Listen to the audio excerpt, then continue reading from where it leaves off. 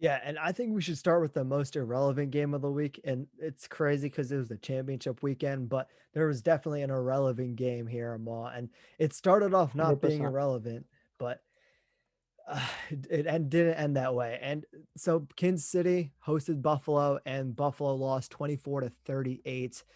And really, the biggest takeaway from this is that Kansas City is an expert when it comes to making us forget that they were losing by double digits at any point in the game because they were down 9-0 in the first quarter, and then second quarter scored 21-3, and they just took the lead ever since, never looked back. And when you look at it, honestly, I think Josh Allen played decent, but when I just watched the game, it was just the defense of the Kansas City Chiefs and Steve Spagnuolo, the defensive coordinator. So he just able to rally his defenses late in the season, and he did this last year as well. The Kansas City Chiefs defense last year in 2020 or 2019, they were sort of average, and then late in the season they picked it up, and they were easily a top 10 to even maybe even a top 8 defense in the league. And similarly, they did the same thing here. They literally had probably their best defensive performance of the game. Stephon Diggs completely sort of annihilated him from the game plan. I didn't really see Stephon Diggs do anything the entire game. I'll be straight up honest. I know he had six receptions, 77 yards, but it didn't look like it. He didn't have the impact on the game that Stephon Diggs normally does have. And it's kind of weird because if I look at like the Chiefs overall as a whole, their secondary, other than Tyrann Mathieu, the Honey Badger, who's literally like a perennial all pro safety, they don't have a lot of like elite talent back there. But Steve Spagnuolo is able to coach these guys up. And I think I've doubted the Chiefs a lot for their offense. And because I thought there were stretches where they just performed really poorly and that was questionable. But I've got to give them credits for their defense on this performance and in this game because they were able to do something that I didn't think they could do, and which was shut down Josh Allen and this Chiefs high flying passing game. Yeah, so for me, I thought this game was exactly how I panned out, I'll be honest. I mean, I even predicted entering into this week that the Chiefs Bills game, I thought the gap was going to be wider than the Bucks Packers game, and that's exactly what happened. I thought Josh Allen would play maybe slightly better than he did the last time, and I thought he did play slightly better than he did the last time. Once again, led his team in rushing yards, 88 yards on the ground, 287 yards, two picks, two touchdowns, one pick. I mean, Cole Beasley is playing. He's a he's a warrior, man. Playing through. He had a broken fibula, and he's been playing through that injury.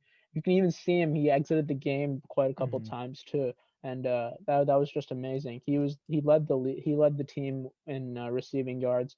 Stephon Diggs got 77 yards on six receptions. I can say he pretty much got shut down, man. I mean he was I did not see a lot of Stephon Diggs this game. And people saying that he was like the best receiver on the field, I mean, hey man, I think Travis Kelce and Tyreek Hill just proved why they clearly have the wide receiver advantage and the receiving corp advantage. And shout out to McCole Hardman as well. He had the muffed punt in the game as well, and that led, of course, to the Bills' only touchdown on the game. Only, I guess not only touchdown. They had another touchdown, but um, that led to a touchdown that drive, which led them the score to be 9-0 to end the quarter. And McCole Hardman bounced back, and he got a touchdown of his own. He had a 50-yard run as well on a sweep. And yeah, I think the Chiefs, Patrick Mahomes showed up and he got the job done.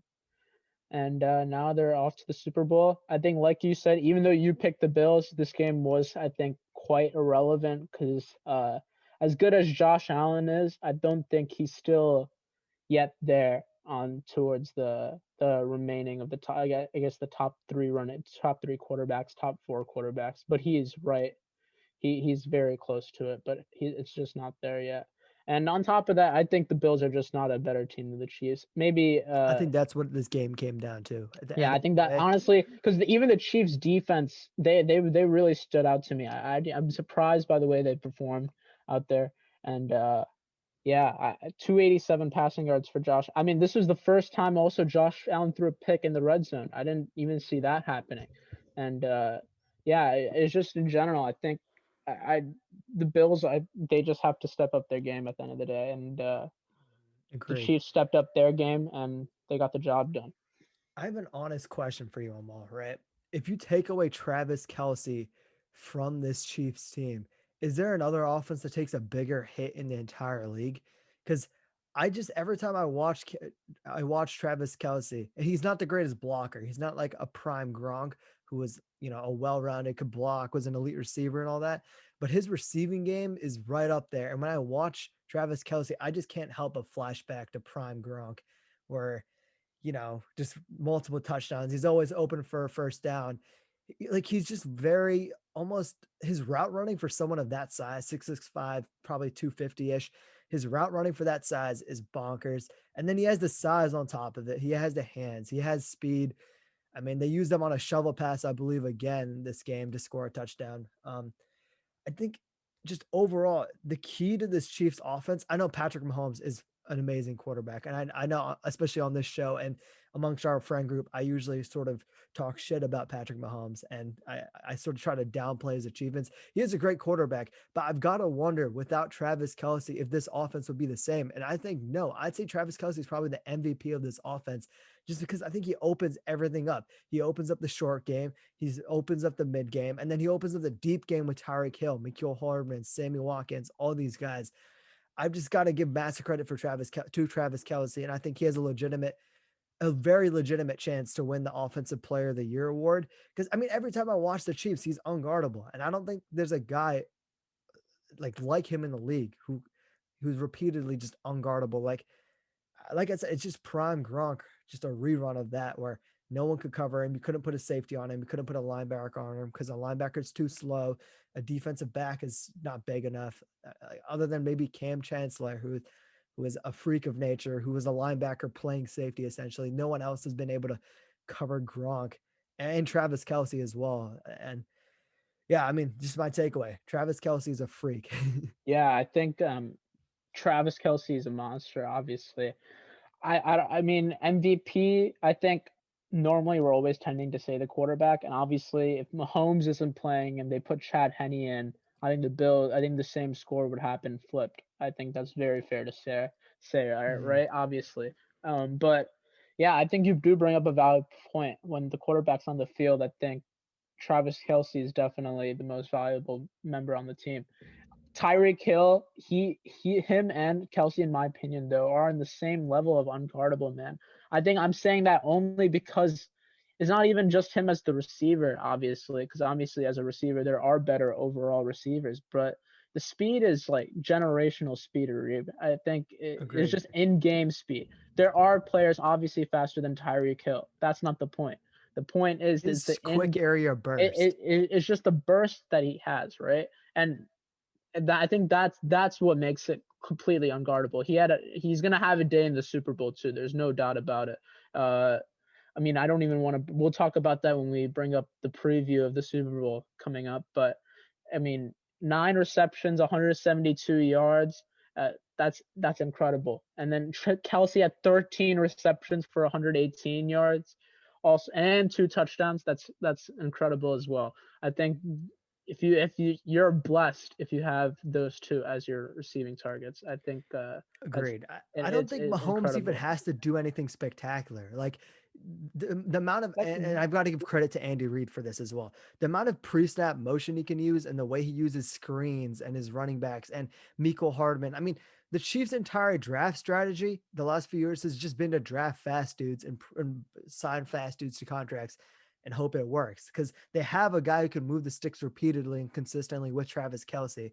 And all you got to do is toss screen. Like, I'll be honest, watching the Chiefs offense is kind of boring because at some point it's just them being able to dump it off for like 5 yards and their player can take it like 50 because they're just faster than everyone else. And it's just the way that this Chiefs team has been built, the way Andy Reid calls plays, the way he brings out the fullest out of all these guys. Like Mecole Hardman, Again, like he was a guy second round pick coming out of 2019, and you didn't expect him to step up because you had Demarcus Robinson, you had Demarcus Robinson, you had Sammy Watkins who was on a big deal, you have Tyreek Hill, you have all these running backs. I mean, at that point, I believe you had Kareem Hunt, you have Travis Kelsey, but here you are, you're using Miko Hardman to his full potential, and again, just the way he's able to use everyone to his full potential, the way he's developed Patrick Mahomes. I mean, is there any other situation, Jamal, that we've ever seen other than maybe the Seahawks early in this century or this decade rather, where a quarterback has been placed in a perfect situation to win? And I don't think there has been. And I've got to give credit to Andy Reid, not Steve Spagnuolo, but the Chiefs organization as a whole for doing that. I think the only one that could probably top it was the Steelers team that Ben Uh, Roethlisberger had toward the Agreed. tail end of his career. He had Antonio Brown and Le'Veon Bell, both number one at their position at the time. But the Steelers defense today isn't the same Steelers defense back then. And at the end of the day, that's the only reason why that team didn't work out. And Tom Brady was also in that conference. Peyton Manning was in that conference. That was another reason why obviously it did not work out. Mhm. And yeah, I think in terms of perfect fit. This is an incredible fit. I think Mahomes has definitely found a home here. That's why he signed that extension for $500 million. And yeah, I think you can expect great things out of the Chiefs for a long time. I mean, long term, obviously Kelsey's getting old, so we'll see how that goes. But I appreciated how Kelsey said, he said in a presser, I believe, that he believes Tyreek Hill is the most valuable player on that offense, and that's interesting too because I mean Tyreek Hill, as he's very good too, man. I mean it can honestly go to any of those three guys, man. It's all very close for me. Uh, but yeah, I'm with you. I think Travis Kelsey's the guy, and I think he'll show it also in the Super In the Bowl Super Bowl. because Yeah, I agree. yeah, definitely. So congratulations to the Kansas City Chiefs. We hoped, honestly. I like the Chiefs. I'm not gonna say I'm a fan of them, but I definitely like the Chiefs. I'm I did not want the Chiefs to repeat that going back to back because I always want to see some variety of teams getting in. Even if it's the damn Dallas Cowboys, I don't really care as long as I disagree on that I one just as want to I see wear an I Eagles shirt. no, but it's okay. The Cowboys aren't going to win the Super Bowl. That's the best part of Reed. The best is Mhm. when they get there, they lose by a game-winning field goal. If that happens, that'll be the ultimate present. And I know that would be like the best present on earth. Uh, Going 0-16 is a close second. But anyways, I think definitely. I mean, you always want to see some new teams, so that's why I wanted Buffalo to win. But I mean, I picked the Chiefs, and yeah, the Chiefs once again back into the Super Bowl, and we wish them nothing but the best.